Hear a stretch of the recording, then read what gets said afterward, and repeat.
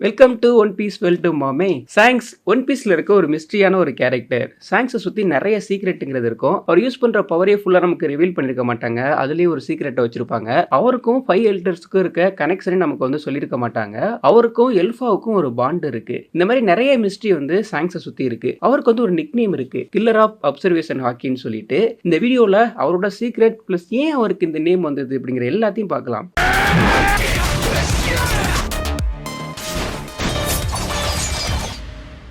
Video start பண்ணுறதுக்கு முன்னாடி நம்ம சேனலை சப்ஸ்கிரைப் பண்ணிடுங்க. பக்கத்தில் தேங்க்ஸ் பட்டன் இருக்கு, அதையும் அப்படியே கிளிக் பண்ணிடுங்க. சாங்ஸுக்கும் கைடோவுக்கும் பேட்டில் நடந்திருக்கு. கைடோ ரொம்ப பவர்ஃபுல்லான ஒரு பர்சன். கைடோ லூஃபிக்கு அகேன்ஸ்டாக பேட்டில் பண்ணுறப்போ ஒன்று மென்ஷன் பண்ணியிருப்பான். எனக்கு அகேன்ஸ்டாக பேட்டில் பண்ணணும்னா பவர்ஃபுல்லாக இருக்கவங்களால மட்டும்தான் பண்ண முடியும். Whitebeard, Oden, Gol D Roger இல்லைனா சாங்ஸ் மாதிரி பவர்ஃபுல்லான பர்சனால தான் எனக்கு முன்னாடி வந்து நிற்க முடியும்னு சொல்லிட்டு கைடோ வந்து சொல்லியிருப்பான். ஏன் சொல்லியிருப்பான்னா, ஆல்ரெடி சாங்ஸ் வந்து அதை பண்ணியிருந்திருப்பாரு. மெரின் ஃபோர்டு வார் நடந்தது இல்லையா, அந்த வாரில் ஒயிட் பீரியடை ஸ்ட்ரைக் பண்ணுறதுக்காக கைடோ வந்து போயிருப்பான். இதை தெரிஞ்ச சாங்ஸ் கைடோவை ட்ராக் பண்ணி அவனோட பேட்டில் பண்ணி அதை ஸ்டாப் பண்ணியிருப்பாரு. ஸோ சாங்ஸோட பவரை தெரிஞ்சதுனால தான் கைடோ வந்து அதை அங்கே மென்ஷன் பண்ணியிருந்திருப்பான். ஸோ இந்த பேட்டில்ங்கிறத வந்து நம்ம காட்டியிருக்க மாட்டாங்க. பட் காட்டியிருந்தாங்கன்னா ரொம்ப சூப்பராக இருக்கும். சப்போஸ் இது வந்து ஒரு கதையோட அவங்களால காட்ட முடியாட்டியும் தனியாக அனிமேட் பண்ணி போட்டாங்கன்னா கூட வேற லெவலில் இருக்கும். சாங்ஸுக்கு கரண் யான்கோ இருக்காங்க இல்லையா, அவங்க எல்லாரோடையும் ஒரு கனெக்ட் இருக்கு. ஃபர்ஸ்ட் லூஃபி எடுத்துக்கிட்டோம்னா, லூஃபி பைரேட்டாக நினைச்சதே சாங்ஸை பார்த்து தான். இப்போ லூஃபிக்கு வந்து மூகிவாரான்னு சொல்லிட்டு ஒரு நேம் இருக்கு இல்லையா, அந்த நேம் வரதுக்கு முக்கியமான காரணமா இருந்ததும் சாங்ஸ் தான். ஏன்னா அவர் தான் அந்த கேரக்டர் வந்து கொடுத்துருப்பாரு.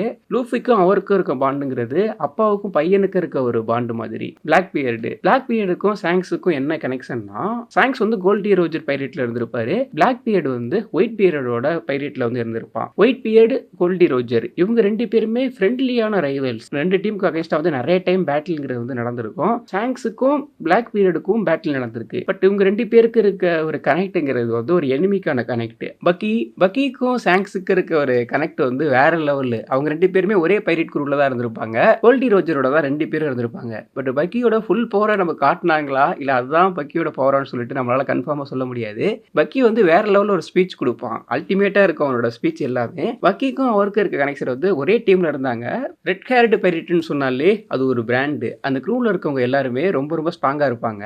இன்னொன்று வந்து அதில் மென்ஷன் பண்ண வேண்டியது என்னன்னா, அந்த குரூவில் இருக்க யாருமே டெவில் ஃப்ரூட் யூஸர் கிடையாது. இந்த டெவில் ஃப்ரூட் அப்படிங்கிறது வந்து ஒருத்தவங்கள ரொம்ப பவர்ஃபுல்லாக இருக்கும். அதனால தான் கைடோ ஒரு பிளானை போட்டு ஆர்டிஃபிஷியலாக நிறைய டெவில் ஃப்ரூட்டை வந்து மேக் பண்ணிட்டு இருப்பான். ஏன்னா அவனோட பைரேட் எல்லாருமே ரொம்ப ஸ்ட்ராங் ஆகணும், அப்போதான் நம்ம குரூ வந்து எல்லாத்தோடையும் ரொம்ப பவர்ஃபுல்லாக இருக்குன்னு சொல்லிட்டு. பட் சாங்ஸ் அந்த மாதிரி எதையுமே பண்ணியிருக்க மாட்டாரு. அவங்க குரூவில் இருக்க யாருமே டெவில் ஃப்ரூட் யூஸ் பண்ணியிருக்க மாட்டாங்க. பட் ரொம்ப பவர்ஃபுல்லாக இருப்பாங்க. மெரின் ஃபோர்டு வார் நடந்துகிட்டு இருக்கு இல்லையா, அந்த வாரில் சாங்ஸ் சொன்னதுக்கு அப்புறமா அந்த வாரையே ஸ்டாப் பண்ணியிருப்பாங்க. இதை தாண்டி யாராவது பேட்டில் பண்ண நினைச்சீங்கன்னா நாங்க அந்த பேட்டிலுக்குள்ள இறங்குவோம்னு சொல்லிட்டு ஒரு மென்ஷன் பண்ணியிருப்பாரு. அதோட அந்த வாரே ஸ்டாப் ஆயிருந்திருக்கும். சாங்ஸோட ஸ்கார், இந்த ஸ்கார் வந்து அவரோட லுக்கை நமக்கு வேற லெவலில் காட்டும். ஃபேஸ்ல அதுவும் கண்ணுகிட்ட இருக்கிறது வந்து வெறித்தனமா இருக்கும். ஆப்போனண்ட் பார்த்தாங்கனாலே ஒரு பார்த்து பயப்படுற மாதிரியான லுக்கை வந்து அது கொடுத்துருக்கும். ஆக்சுவலா அந்த ஸ்காரை போட்டது டீச்சுக்கும் சாங்ஸுக்கும் ஒரு ரைவல்ங்கிறது வந்து இருந்திருக்கும். ஸ்டார்டிங்ல டீச் வந்து டெவில் ஃப்ரூட் யூஸர் கிடையாது. அவன் பேட்டில் பண்றப்போ கிளேவ் யூஸ் பண்ணி நம்ம பார்க்கலாம். அவன் வந்து ஒயிட் பீரியட்ல இருந்திருப்பான். சாங்ஸ் வந்து கோல்டி ரோஜரோட இருந்திருப்பாரு. ஸோ அப்பப்போ அவங்க வந்து பேட்டில்ங்கிறது வந்து பண்ணிட்டு இருந்திருப்பாங்க.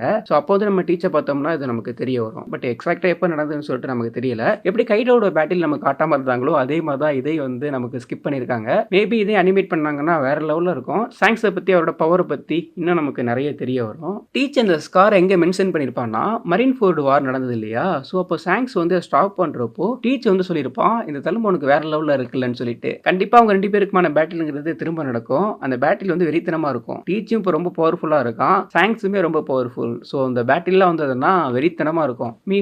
மீஹாக் தான் ஒன் பீஸ் வேர்ல்ட்லேயே ரொம்ப ஸ்ட்ராங்கஸ்ட் ஸ்வாட்ஸ்மேன். வேற லெவலில் ஸ்வாட்ஸ் யூஸ் பண்ணி பேட்டில் பண்ணுவார். ஜோரோ அவரை பைபாஸ் பண்ணணும் அப்படிங்கிறது தான் ஜோரோட மெயினான ஒரு எய்மாக இருக்கும். ஜோரோவுக்கு அகைன்ஸ்டாக அவர் பேட்டில் பண்ணுறப்பெல்லாம் ஜாலியாக விளையாண்டுட்டு இருந்திருப்பாரு. அந்த அளவுக்கு ரொம்ப பவர்ஃபுல்லான ஒரு ஸ்வாட்ஸ்மேனுக்கு அகைன்ஸ்டாக சாங்ஸ் பேட்டில் பண்ணியிருப்பாரு. ஸோ இந்த பேட்டில் பற்றி அங்கே இருக்க நிறைய பேருக்கு தெரிஞ்சிருந்திருக்கும். இது ஒரு பிரபலமாகவே இருந்திருக்கும். ஏன்னா அவங்க பேட்டில் ஒரு டைம் மட்டும் பண்ணியிருக்க மாட்டாங்க. நிறைய டைம் அவங்க ரெண்டு பேரும் பேட்டில்ங்கிறத வந்து திரும்ப பண்ணியிருந்திருப்பாங்க. இருந்திருப்பாங்க. இப்போ மீகாக் வந்து வின் பண்ணியிருந்தாருன்னு வச்சுங்களே, திரும்ப சாங்ஸோட பேட்டில் பண்றதுக்கு வந்து ஒரு இன்ட்ரெஸ்ட்ங்கிறத வந்து காட்ட மாட்டாரு. அப்படி வின் பண்ணாம டிராவ் ஆனனால தான் திரும்ப திரும்ப அவங்க 2 பேருக்குமான பேட்டில்ங்கிறது நடந்திருக்கணும். பட் அவர் ஸ்வாட் யூஸ் பண்ணி பேட்டில் பண்றதுலயுமே வேற லெவல்ல பண்ணியிருந்திருப்பாரு. அவரோட ஸ்வாடோட நேம் வந்து கிரிப்பான். இது வந்து ஒரு மித்திக்கல் கிரியேச்சரோட நேம் தான் அந்த ஸ்வாடுக்கு வந்து வச்சிருக்காங்க. அதை கையில வச்சுட்டு இருக்கப்போ அவரோட லுக்கே வெறித்தனமா இருக்கும். அந்த ஸ்வாடை யூஸ் பண்ணி ஒயிட் பீரியடுமே சின்னதா ஒரு அட்டாக் வந்து யூஸ் பண்ணிருப்பாரு.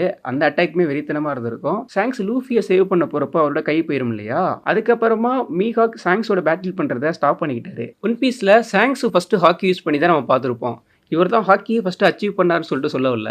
நாம பார்த்து ஃபர்ஸ்ட் யூஸ் பண்ணது சாங்ஸ் தான். லூஃபியை சேவ் பண்றதுக்காக சீக்கிங்க்கு அகைன்ஸ்டா வந்து யூஸ் பண்ணியிருப்பாரு. அப்போதைக்கே நமக்கு தெரியாது இதான் ஹாக்கி, இது இந்த அளவுக்கு பவர்ஃபுல்லா இருக்குன்னு சொல்லிட்டு 3 டைப் ஆஃப் ஹாக்கியுமே சாங்ஸ் வேற லெவல்ல யூஸ் பண்ணுவாரு. வில் பவர் கம்மியா இருக்கவங்களும் அவருக்கு முன்னாடி நிக்க கூட முடியாது. ஒரே டைம்ல 1 lakh பீப்புள் மேல கூட சுப்ரீம் கிங் ஹாக்கியை யூஸ் பண்ணி அன்கான்சியஸ்க்கு வந்து கொண்டு போக முடியும். அந்த அளவுக்கு இவரோட ஹாக்கிங்கிறது ரொம்ப அதிகமா இருக்கும். வானோ கண்ட்ரிக்குள்ள இருக்க கிரீன் புல் மேல வானோக்குள்ளே என்ட்ராகாம வெளியில இருந்துட்டு ஹாக்கியை வந்து யூஸ் பண்ணிருப்பாரு. அவனை ஃபோர்ஸ் பண்ணி நியூட்ரலைஸ் பண்ண வச்சிருந்திருப்பாரு. இவரோட ஹாக்கிங்கிறது ரொம்ப ஸ்ட்ராங்கா இருக்கும். ரொம்ப லாங் ரேஞ்சிலையும் இவரால யூஸ் பண்ண முடியும். ஒன் பீஸ்ல நிறைய ஐகானிக்கான சீன் இருக்கும். அதுல முக்கியமான ஒரு சீன் தான் லூஃபிக்கு சாங்ஸ் வந்து அந்த ஹேட்டை கொடுக்குறது. பட் ஆக்சுவலா அது ஓடாவோட பிளான்ல சாங்ஸ் கொடுக்குற மாதிரி கிடையாது. அவர் என்ன ஃபர்ஸ்ட் பிளான் பண்ணி இருந்திருக்காருன்னா லூஃபியோட கிராண்ட் ஃபாதர் அவர் கொடுக்குற மாதிரி தான் ஃபர்ஸ்ட் வந்து ஒரு பிளான் பண்ணி இருந்திருக்காரு. பட் ஆக்சுவலா அதுக்கப்புறமா அதை சேஞ்ச் பண்ணி சாங்ஸ் கொடுக்குற மாதிரி மாத்தி இருந்திருக்காங்க. இது உண்மையிலேயே ரொம்ப சூப்பரான ஒன்று. ஏன்னா இப்போ ஒன் பீஸ் அப்படின்னு சொன்னாலே நிறைய பேருக்கு ஃபர்ஸ்ட் மைண்டுக்கு வருது லூஃபி போட்டிருக்க அந்த ஹேட் தான். அதே மாதிரி சாங்ஸ் அதை போட்டு விடுறதும் எல்லாருக்கும் ஞாபகம் வரும். அது ஒரு ஐகானிக்கான சீன், ரொம்ப ரொம்ப இம்பார்ட்டன்டான ஒரு சீன். சாங்ஸை வேற விதமா இன்ட்ரோ பண்ண நினைச்சிருக்காரு. ஒரு மிஸ்ட்ரியா வந்து இன்ட்ரோ பண்ண நினைச்சிருந்திருக்காரு. இப்படி பண்ணாலுமே சாங்ஸை சுத்தி இன்னும் நிறைய மிஸ்ட்ரிங்கிறது வந்து இருக்கு. பட் ஒன் பீஸ் வந்து நிறைய எபிசோட் போயிடுச்சு, 1100 தாண்டி போயிட்டு இருக்கு. ஆனாலும் இன்னும் நிறைய மிஸ்ட்ரிங்கிறது வந்து அதுக்குள்ள இருந்துகிட்டே இருக்கு. இன்னும் நமக்கு வந்து ஒன் பீஸ் பாக்குறப்போ இன்னும் அதை எக்ஸ்பேண்ட் பண்ணி போயிட்டே இருக்கலாம் அப்படிங்கிற மாதிரி பாக்குறப்போ எனக்கு தோணுது. உங்களுக்கு என்ன தோணுது அப்படிங்கிறதையும் கமெண்ட் செக்ஷன்ல கமெண்ட் பண்ணிடுங்க. சாங்ஸை சுத்தி நிறைய சீக்ரெட் இருக்கு. கரெக்டா நோட் பண்ணணும்னா தெரியும். அவங்களோட குரூ இருக்காங்க இல்லையா, அந்த எல்லா இடத்துலயும் ஆங்கர் சிம்பிள் இருக்குல்ல, அதை பார்க்கலாம். இப்போ லூஃபி வந்து ஃபர்ஸ்ட் அவங்க குரூவோட இருக்கிறப்போ ஆங்கர் டிசைன் இருக்க ஒரு டி ஷர்ட் வந்து போட்டிருப்பான். இல்லைன்னா ஒரு சில பேர் வந்து டேட்டு குத்தி இருப்பாங்க. இல்லைன்னா அது இருக்க மாதிரி அங்கங்க பார்க்கலாம். ஓட எப்பவுமே இது மாதிரி சின்னதா விளையாட்டுத்தனமாலாம் பண்ண மாட்டாரு. அதுவே ரொம்ப இம்பார்ட்டன்டான ஒன்று வச்சுதான் அவர் பண்ணுவாரு. இந்த ஆங்கர்ங்கிறது என்ன மீன் பண்ணுதுன்னா, ஆங்கரோட ஸ்டீம் பார்ட் இருக்கு இல்லையா, அதோட நேம் வந்து சாங்ஸ். ஸோ அதை மென்ஷன் பண்ற மாதிரி தான் ஆங்கரோட லோகோவை சாங்ஸ் இருக்கிற இடத்துல வந்து அப்பப்போ நமக்கு வந்து காட்டியிருக்காரு. சாங்ஸோட பாஸ்ட் இது வந்து இன்னும் ஃபுல்லா அவங்க வந்து ரிவீல் பண்ணல. அப்பப்போ லைட்டா தூர மாதிரி தான் தூவிட்டு போயிருக்காங்க. இதுக்கு பின்னாடியும் நிறைய மிஸ்ட்ரி இருக்கு. சாங்ஸோட ஃபாதர் நைட் கார்டு, அதாவது மேரி ஜியோசி இருக்கு இல்லையா, அதை ப்ரொடெக்ட் பண்றதுக்காக இருந்த எலைட் கார்ட்ஸ் தான் நைட் கார்டு. அதுல ரொம்ப இம்பார்ட்டன்டான பொசிஷன்ல தான் சாங்ஸோட அப்பா இருந்திருப்பாரு. ரோஜர் வந்து ட்ரெஷர் நினைச்சிட்டு ஒரு பாக்ஸ் ஓபன் பண்றப்போ அதுக்குள்ள சாங்ஸ் இருந்திருப்பாரு. அவரோட ஏஜ் 1 இருக்கப்போ ரோஜர் வந்து ஒரு ஃபைன் பண்ணியிருப்பாரு. பட் எப்படி ஒரு பாக்ஸ்குள்ள போனாரு அப்படிங்கிறதெல்லாம் சொல்லல. ரோஜரோட ஃபைன் பண்ணதுக்கு அப்புறமா இவரோட குரூப்ல வந்து அவரை அடாப்ட் பண்ணி இருந்திருப்பாரு. ஸோ சாங்ஸ் பண்ற பேட்டிலா இருக்கலாம், அவரோட திங்கிங்கா இருக்கலாம், எல்லாமே அவருக்கு வந்து மேஜரா வந்தது ரோஜர் கிட்ட இருந்து தான். 5 எல்டர்ஸுக்கும் சாங்ஸுக்கும் இருக்க கனெக்ஷன் வந்து அதை வெயிட் பண்ணி தான் பார்க்கணும். இப்படி கொண்டு வந்தா எப்படி இருக்கும்? ஆக்சுவலா கொஞ்சம் கொடூரமான ஒன்று தான். சாங்ஸ் அப்படியே மேரி ஜியோஸ்ல இருக்கவங்களை ப்ரொடெக்ட் பண்ற மாதிரியும் லூஃபி அவருக்கு அகேன்ஸ்டா பேட்டில் பண்ற மாதிரி வந்தா எப்படி இருக்கும்? பட் இது கொஞ்சம் கிரேசியா இருக்கு.